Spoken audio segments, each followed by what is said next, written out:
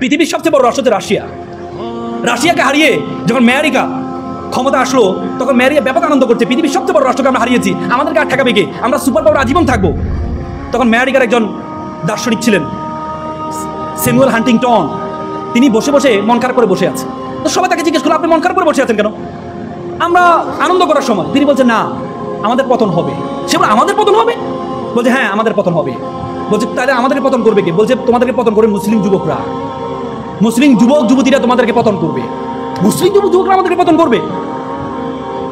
Samuel Huntington, তার একটা প্রবন্ধ আছে ক্লাশ অফ সিভিলাইজেশন, এই বইটা তোমরা পড়বা, ক্লাশ অফ সিভিলাইজেশন। এই বই স্যামুয়েল হান্টিংটন বলেছেন, আমেরিকা দুইটা থিওরি গ্রহণ করেছে যে মুসলিম যুবকদেরকে ধ্বংস করার জন্য, যুবক যুবতীদেরকে ধ্বংস করার জন্য। প্রথম যে থিওরিটা, সেটি হচ্ছে মুসলিম যুব সমাজকে কাটা দিয়ে কাটা ফোয়া, মানে মুসলিম দিয়ে মুসলিমদেরকে ধ্বংস করা। তখন তারা একটা থিওরি করলো যে মুসলমানদেরকে একটা কনফিউজ করে দিতে হবে। তখন তারা একটা গবেষণাগার করলেন, সেখানে সবচেয়ে সুন্দর সুন্দর বড় বড় দাড়িওয়ালা খ্রিস্টান, তাদেরকে শুধু কোরআন এবং হাদিসকে গবেষণার জন্য রেখে দিয়েছে। এদেরকে কোরআন হাদিস শিখিয়ে এদেরকে বিভিন্ন দেশে পাঠিয়ে দিচ্ছে, যাও তোমরা যাও, তোমাদের চেহারা সুন্দর, তোমরা যখন কোথাও যাবা কোরআন হাদিসে কথা বলবা, তখন সবাই বিভ্রান্ত হয়ে যাবে, কোনটা ইসলাম, এটা ইসলাম নাকি এটা ইসলাম। যখন যারা সত্যিকারে যারা মুসলিম, যারা আল্লাহর আইনকে বাস্তবায়ন করতে চাইবে, তারা কনফিউজড হয়ে যাবে। এই জন্য দেখবা যে এখন ইসলাম নিয়ে অনেক বিভ্রান্তি না, অনেক বিভ্রান্তি না। হ্যাঁ, আমরা কোন দিকে যাব, এটা ইসলাম নাকি এটা ইসলাম, কোনটা ইসলাম, এইটা তাদের থিওরি। তাদের থিওরি, তারা কুয়েতকে আক্রমণ করার জন্য ইরাককে অস্ত্র দিয়েছে, যে তোমরা কাকে আক্রমণ করো, কুয়েতকে আক্রমণ করো, অস্ত্র নাও।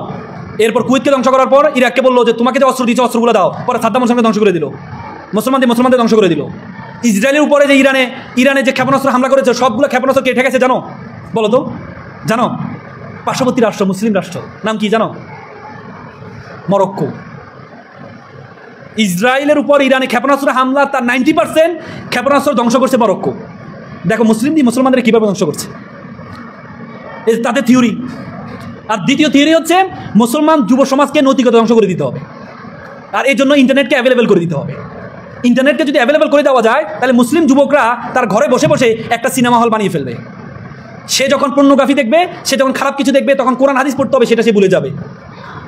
একটা গবেষণা দেখা যাচ্ছে পৃথিবীর পর্নোগ্রাফির সাইটগুলোতে সবচেয়ে বেশি ব্রাউজার হচ্ছে মুসলিম রাষ্ট্রগুলো। This is very alarming for our Muslim উম্মাহ, this is very alarming for our Muslim উম্মাহ। পর্নোগ্রাফির সাইটে সবচেয়ে বেশি প্রবেশ করে মুসলিম কান্ট্রিগুলো, তার মধ্যে এগিয়ে হচ্ছে পাকিস্তান। তার মানে মুসলিম যুবকদেরকে ধ্বংস করার জন্য তারা পর্নোগ্রাফিকে অ্যাভেলেবল করে দিয়েছে, অ্যাভেলেবল করে দিয়েছে। তাদের থিওরি দিয়ে আজকে মুসলিম সমাজকে, মুসলিম যুবক এবং যুবতীকে ধ্বংস করে ফেলছে।